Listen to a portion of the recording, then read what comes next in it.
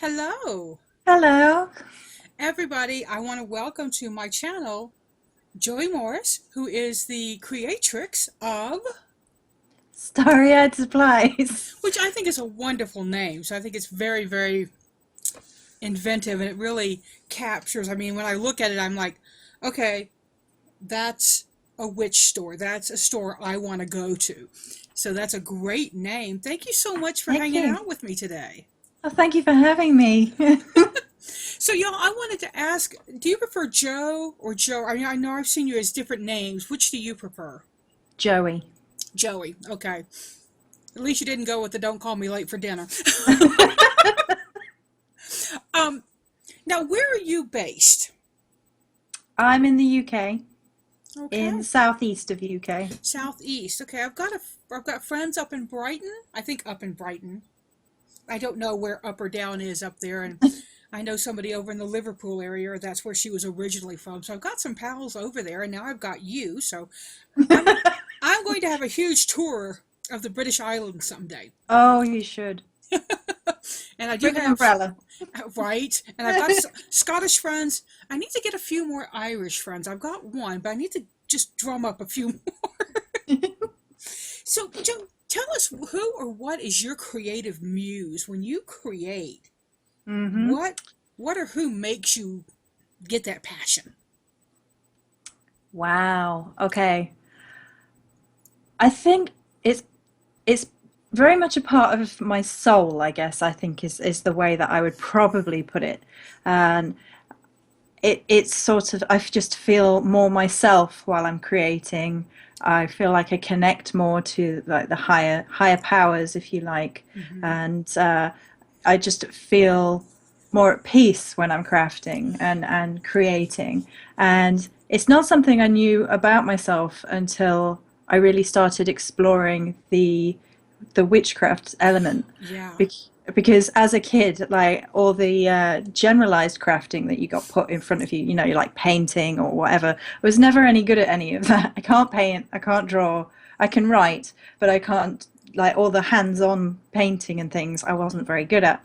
So when I came to it later and just discovered that I could craft, and it was, candles and oils and the magical items, it was like this huge breakthrough for me, and it was just like connecting to a sense of self, I think. Awesome. Well, that's wonderful. And when you say you can write, hell to the yes, woman, you can write. I just read or, excuse me. I don't know why I've been getting this cough lately. And we don't even edit. That's awesome, people. Um, but I read a piece that you wrote for badwitches.es, I think. Yep. It was brilliant. Thank you. I shared it on my page. I'll share it in the drop down because people, y'all need to read this. It's very, very insightful and it's got bite. There's a little bit of bite behind that. So, but I think that may be because of the lady that The called you. lady. I have a very dear friend. We've been friends for, what year is it? Over 20 years now. And she's a daughter too. So, hmm and we've had many talks about that. It's been a very interesting trip watching her Does find she that have lots path. of bite too? She can. She definitely can. And she's very calm. Very, very calm until you So you tweak that irritate her wrong in thing the and wrong then way. boom, gotcha. And she's a Yeah. Sagittarius, so she always tells you the truth. Mhm. Now, tell us about your most recent project. I know that you do a lot of crafting. Um, Mhm. I've seen a lot. I've bought some. I don't know if it should be right there, but I don't see it. Oh, here it is. So I have at least one. Oh, she's got a spell cauldron. Yes. And I haven't used it yet because it's just so pretty. Oh, but what are you doing right now? Are you doing anything new with your shop? Are you just doing more of the same? What's going on? Right now, I'm just working through orders, uh, and I have a list. This is Virgo for you right here, right? I have a list of new things that I wanted to make, and I have one that I really wanted to make, and so I could hold it up and show you. And I just ran out of time today, and I was like, "Oh no, I'll just have." I've got some bits that. I've actually got one new bit actually, which is one of the new Sorceresses of Avalon range, which I really, really enjoy working with, and I have got more ghosts over there. So the Sorceresses of Avalon are a fairly new concept. I started with votives, then we had some beeswax versions, and now I've got spell orbs. So it's all with that energy, but I love Avalon. I love Avalon imagery. I love Avalon mythos. I love the stories, and I love getting into the archetypes of sorceresses, priestesses, basically, and going beyond the myths, because we all know the sort of very patriarchal myths about, Morgana Le Fay, for instance. She's the bad one. And whereas Merlin is just as much a magician or a sorcerer, if you like, and he's never portrayed in a bad light. But Morgan Le Fay is, and I think it's good to get your teeth into those sorts of myths, and you can do that through crafting, very much so, because you're looking at the stories and the energies and the visuals that you're getting, and I really love doing that. So that's something new. The Ogum salves, which I don't actually have, are something new. I love working with the Ogum as well. It's a big thing. I get told off. Some people don't like it. They're like, oh no, the Ogum is the druidic alphabet and you can't bring that into your physical crafts. But I do all the time. I'm like, I enjoy it. I think that's great. They're having candles for rowan and silver birch and things that help you to connect to the energies of trees. I love all that. I love that. So they're new things. That's awesome. And I've been watching y'all. I have liked Starry Eyed Supplies for a while now. I found out about you through Ember, who's a mutual friend. Now I find out you're both Virgos. I'm a Pisces. This will tell you why. Where's my other half? Right. I'm your messy side. But y'all really need to go like her page if you're not on it and follow her, because the stuff you share is really interesting. It's not, I don't want to say fluffy, because fluffy is not fluffy is getting bashed right now. And there's a place for fluffy. There's a place for fluffy craft. There just is. But it's really, and I hate the word juicy, damn it. Chewy. It's chewy. There, I'll go with that. Now tell me, do you have a ritual or a certain thing you do before you start your work? And not necessarily magic. Like for me, before I start cooking, I have to clean the kitchen. Yeah. So that's my ritual before I cook. So do you have anything that you do? I very often listen to certain types of music before I start crafting. Depending on what we're actually making, depends on what kind of music I stick on. And I have my iPad and carry my iPad around the house so I can listen to the music around the house.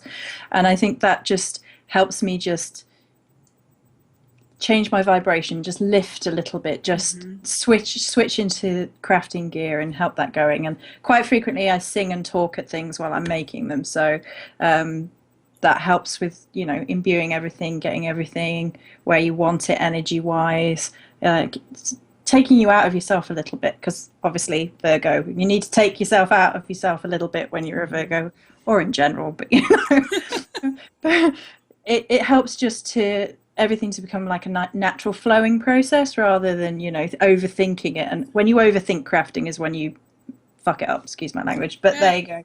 So yeah, definitely listen to music. I'm actually very anti-Virgo in the fact that I don't have a clean space. I'm messy as when I'm crafting. Everything's everywhere. But there will be periods of trying to tidy up afterwards so I can make a mess all over again. But yeah, I think that's about it. I do, your general grounding and centering before you start connecting with things.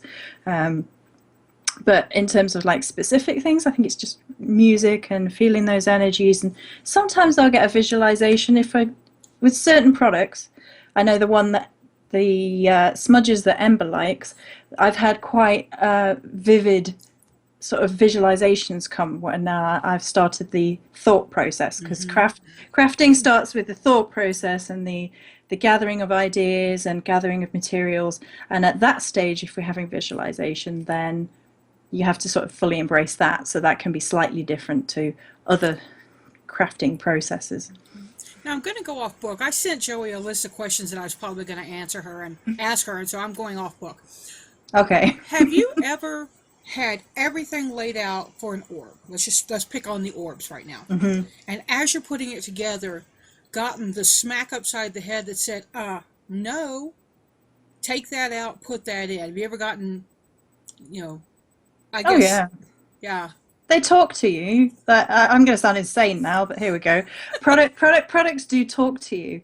And if you put something in and you're looking at it and it's just going no, it's not sitting, and that'll happen.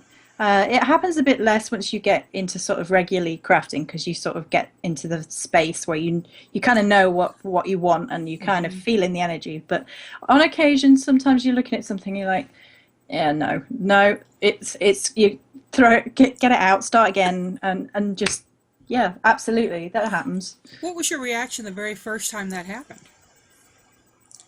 Oh well, Virgo perfectionist. I'm just like, oh, whatever, start over again. It's got to be like, it's got to be right. It has to sing its song, basically. All the components have to come together and they've got to be harmonious. So if they're not, then take it out, start again, whatever. Sometimes it's a bit annoying if you get quite far down the line and then you realize, yeah, I've put too much essential oil in here and it just smells like essential oil, so I'm going to start all over again. That happens. Yeah, yeah. Well, now let's talk about how has your heritage influenced your path to spiritual direction, and has it? Some people, like for me, mine really hasn't. Hmm. Right. Heritage. Okay. Well, I'm half Welsh, which people don't pick up on. And my path is obviously Celtic. So there is some of the sort of Celtic Welsh denomination stuff comes through. But I'm kind of estranged from most of my family. So I don't have a lot of direct sort of influences in terms of like traditions in that sense.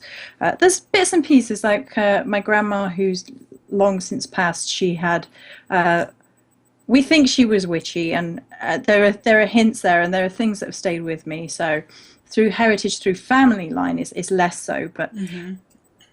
it comes from discovering bits and pieces. I mean, there is some Irish in the Welsh side. There is Irish in there too. So I look at the different Celtic lines. I look at the mythos and things, and these things speak to me. And it's not like the overriding theme. There are a lot of people talk about these things like, oh, well, I'm from this heritage, so this has to be what I do. And I don't feel like that at all. I think we're living in an age where now we're so interconnected.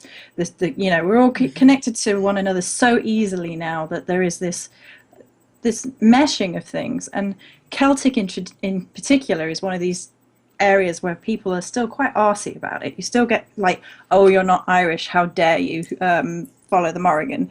And it's like, well, dude, you know that the Celts started off in Europe, right? And then they spread out. You know the word Gaul, right? Gaul. And some people don't consider like Irish or Welsh or Briton Celts to be true Celts. If they're not from like the Gaul, that's what some people consider to be true Celts. And it's just like, okay, whatever. But me personally, I'm like, if it gels with me, if it vibes with me, then I'll take it on board. If it doesn't, then I'm going to leave it at the wayside. There's quite a lot of quite heavily Christianized family on the Welsh side now, and it's not something that speaks to me at all. So it's not something that I take on because it's in my immediate heritage. So Yeah, and I think that speaks a lot, because my heritage is, like I tell people, I'm hopelessly European. I'm German, Scot, Irish, and English, and we can trace our English line back to an English king. Unfortunately, it's Edward Longshanks. So if I could have picked a king, he's like second under Henry VIII, right? Really? The guy that killed his nephews? Thanks. So, but we go back to one of his daughters. So, so should I be asking people to bow down to me because yes. I hail from a royal lineage? Yeah. I have a friend who actually tracked hers back to Charlemagne. Now that's a cool Wow. king.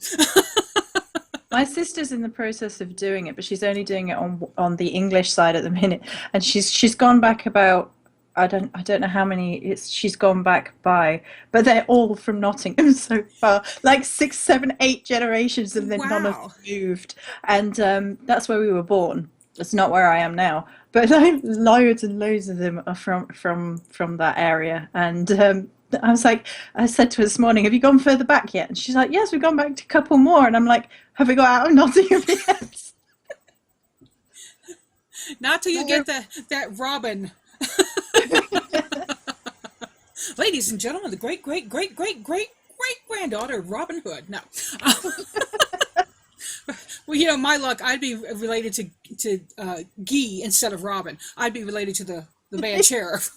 But so, why did you want to have a business? What made you think, gee, I want to put my face out there and have people tell me what an idiot I am to study the wrong goddess? Mm. Well, I Sorry. started off on YouTube just because I wanted to connect with like-minded people. Yeah. I just wanted to put my truth out there and to hear other people's and really connect with people, which is still what I'm wanting to do. That's still why I'm here. And it started off and it wasn't a business. It was just, with me crafting, and people were saying, "Oh, I'd like to buy this." Oh, really? That's cool.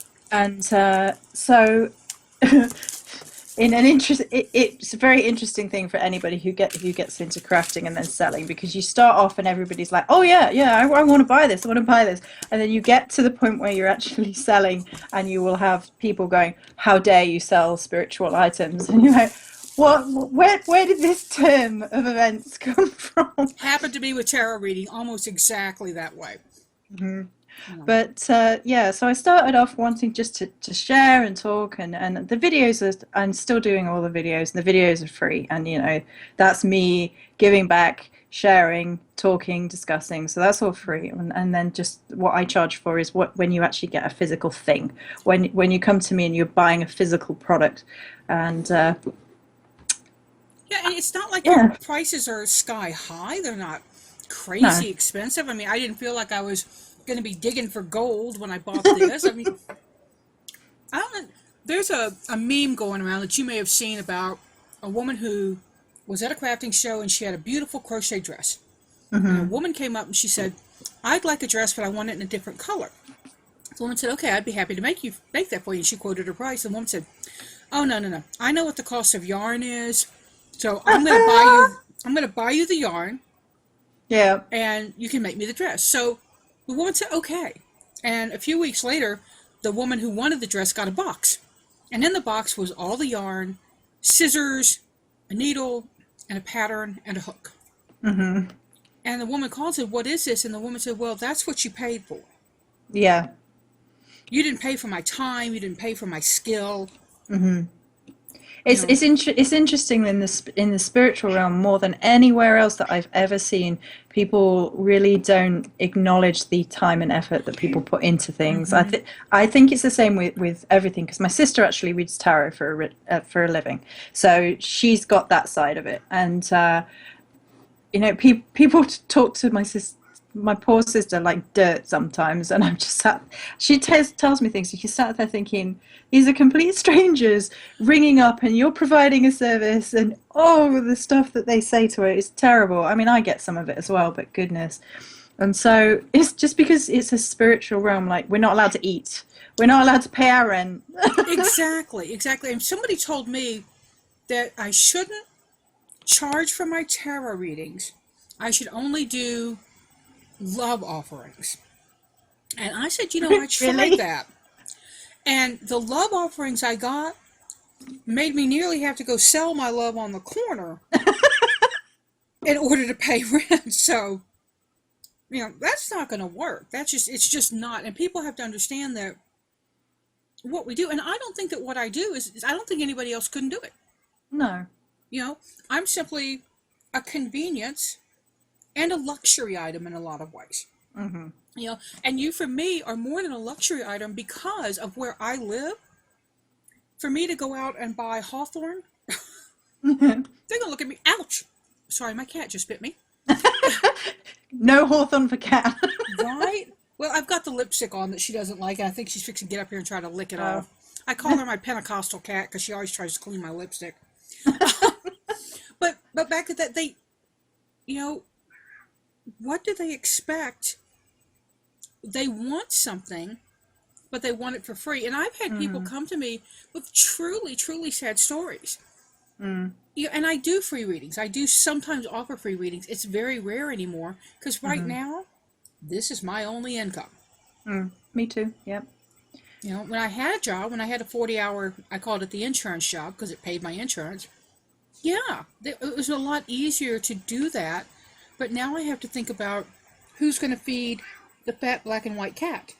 If I don't work, who's going to feed this face? Can you come up here? Yeah. So, who's going to feed this tiny little... Oh, look. And look how skinny she is. Poor baby, just starving away. So, I guess that's my thing with crafting and why you would buy from somebody. I would buy from you because I know via your Facebook, via your YouTube, that you're an honest person, and via Ember. I really respect Ember, and I respect what she says. So that's why I would go to somebody else to buy spell work. I buy from Dorothy Morrison, and I love her stuff. It's funny, it's humorous. It's a good time. Now, you do, like, custom packages, right? I mean, I could come to you and say, I want to invoke Rhiannon and Hecate and Venus all in one ritual. You could roll your eyes. That would be interesting, yeah. Right? So are you going to be there while you do this? I've done all three of those goddesses before, however, so yeah, absolutely. And technically, got a love votive right here, so there you go. There's a love votive right there. Absolutely. A lot of the work I do actually is tailor-made and one-off, although I keep very extensive Virgo-like records to make sure that if people want remakes, I can remake it and it'll smell the same, etc. So absolutely, I've had some beautiful sets and some beautiful experiences with sets. Actually, I made a set for Nadia Romanoff, that was Lilith, and oh goodness, was the Lilith set an experience. It was her energy was right there, and she's a dark goddess, very much like the Morrigan. So it was I had the Morrigan sort of stood there like, I was going to say, was there any professional jealousy? So oh, we had problems with Lilith because I for about a week afterwards, Lilith kept popping up like everywhere, like in book reviews, in images, and you could just tell Morrigan's like, no. Mine, back off. But that came out beautifully. There was the focus on the scent for the herbal blend was, oh goodness, it came out absolutely gorgeous. I was really in love with it. And whenever I do these things, I make sure that I have detailed notes of all the energies and the message and the story of the song of everything going through it. So when I'm talking about it, like, people know that it's not like, I've created a Lilith set and it's a black candle because reasons, and thrown some stuff together. I don't believe in that whatsoever. There has to be a story and a feeling and a myth and a song and a purpose, and everything has to work in harmony with one another. So that's why there are videos. Some people don't like the videos for the products, but to be honest, I feel that the videos for the products need to be there so people know what they're getting. Yeah, it's what made me really want the Fox spell work, because I've had past experiences with Kitsune energy and Fox energy, so it's that one really, like, ooh. Now, have you ever done? Let's just say somebody came to you and said they wanted Arduena. I'll pick a lesser known goddess. She's the French forest goddess of the Ardennes, and somebody I'm very attracted to because she rides a boar. There's a carriage one connection that I can't make, but I'm pretty sure there's some sort of overlap there. But if I came to you and said, I want you to do a spell set for Arduena, what would your process be? Right, well, if I didn't know any of the myths for the particular goddess in question, and I'm reasonably well read around mythos and mythology in general because it's something that I adored from being very small. So, like some of my very earliest books are Enid Blyton's Book of Myths, things like that. So, if I didn't know the myths and things, that's my starting point, and going and looking at the myths and the stories and what imagery was coming up. And quite frequently, what comes to the fore with things like that is they'll have a sacred, so it'll be a sacred tree or a sacred animal or a sacred herb or plant. And from that, you start to weave a story. So perhaps they're very solar in aspect. Maybe they're very much about the rising sun, the rising of the sun, the dawn, and you're getting energies of new beginnings and purification from that. You're getting light coming through. I did a set recently for Molly from Her Speak, which was for Diana. And Diana is usually very earth-centered, very woodlands, very forest. But right from the get-go with Molly's set, that was wrong. It had to be this dawn hunter, this light, this light over the hill, and it had to be very much golds and solar energy. And that's exactly what she was looking for, thank goodness, because I took a real risk doing that. I was like, oh God, I hope she's going to like this. But that's how, and it all starts to weave together in a really interesting way. And sometimes you can't fully understand where it's coming from. It's just that you're getting this sort of message, and this is where you got just trusting the process, I guess, is what it's about. But yes, I can absolutely do obscure things. I've had a couple of obscure ones and had to do some research. I did a fire monkey, which required research because Chinese myths not up to date on Chinese myths as much. So, some of them, yes, but not the monkey one so much. But yeah. Sorry, Keith, stop. Now she's pulling things off the husband's desk. If I had the water bottle, we would get after it, girlfriend. Water bottle, and she jumps down. She knows the word. So, and I'm totally off track on our questions, but yeah, I'm more interested in talking to you about stuff you do. Let's see. Can you tell me, and maybe you can't, can you tell me the most difficult one to create? Maybe maybe you already knew the goddess or the god or the energy, but maybe you ran into a lot of pushback, or maybe the goddess or god was like, no, I don't even want you to make that for me. I've never had that. Okay. I've never had a rejection type thing. I've never had that. I think I said this with Ember actually. I got a request for a Nephilim set, and that was a little bit off the wall because that was something that I just don't connect with personally. I got there. It took a little bit more doing, but I'm trying to think if I've ever come across an energy that was really rejective. Or maybe I don't cantankerous. So. Oh, well, that's the Morrigan. It has to be perfect, and if it's not perfect, you will do it again. Okay, Mama. Yes, ma'am. Well, now, let's talk about this. How does your spiritual practice affect your business mission? And do you think it does? Oh, absolutely. Because of who my mama is and because of who I am, I have very strict ideals in spirituality, very strict things to do with honor, integrity, and authenticity, or being my authentic self. I will not make something, craft something, sell something that I don't believe in. I will not put something out there just to make a profit. I don't believe in that at all. I won't take from anybody else in order to make a profit. I don't believe in that whatsoever. So all of these things are very much coming together in part of my business, the strategy. I don't think strategy is the right word. It's almost like a moral code that comes into the spiritual business, I think. Mm-hmm. And those are lines that I won't cross because it's like a promise to who I am and to who Morrigan is, and some people are gonna look at me and think, whatever, shut up, and it's just like I won't do it. If it's not me, if it's not authentic, then to who I am, then I won't do it. And I've said this on occasion. I've had people ask if I will do replications of other people's work, and I said, no offense to you, but I will not do it, because go to them, support what they're doing. That's their message, their soul's crafting. They've done that.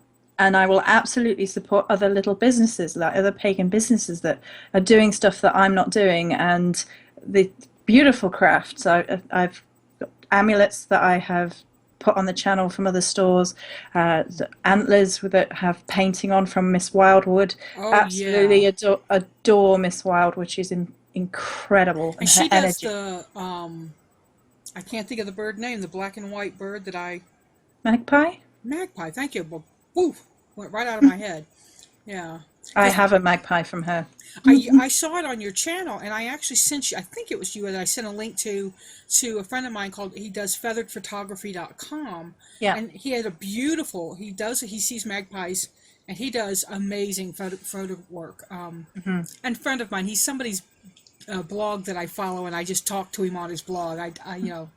Friend is kind of a assumptive word for me, but I'm very friendly. You're all my friends.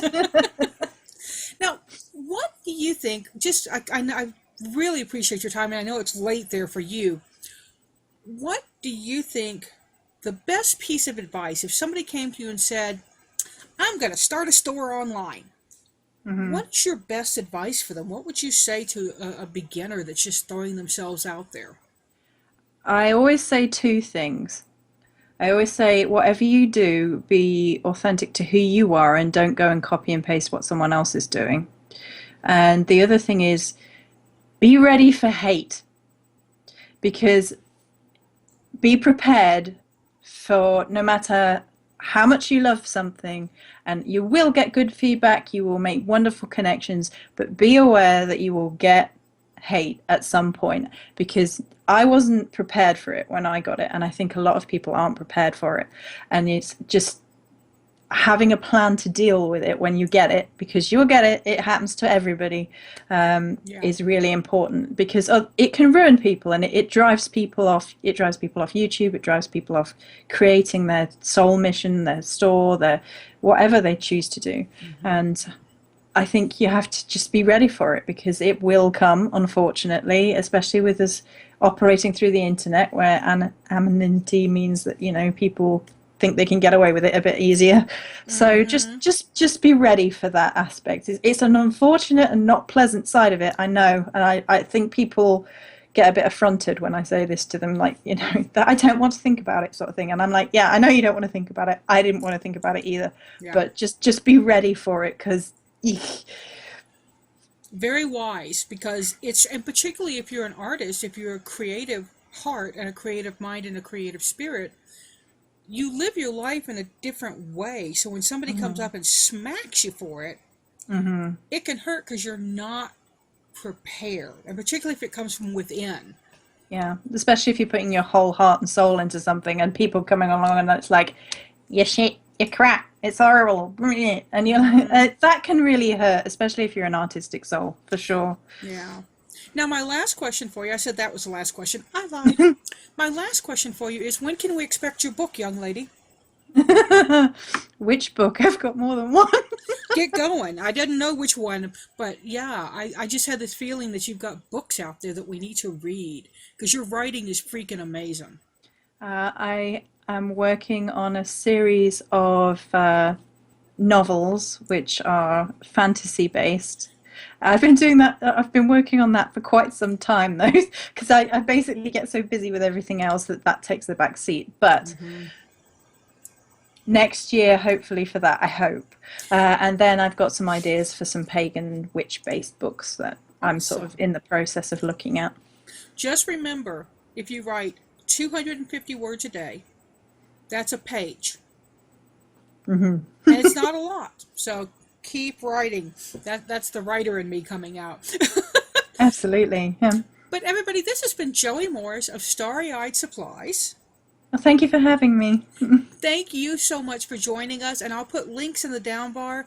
Shoot me in Facebook which links you want, so that I get all of them. I know you're on Twitter, Facebook. You've got a great presence out there, so I want to make sure people can stalk you. I mean, follow you. Please don't stalk me. Right? Please don't stalk me.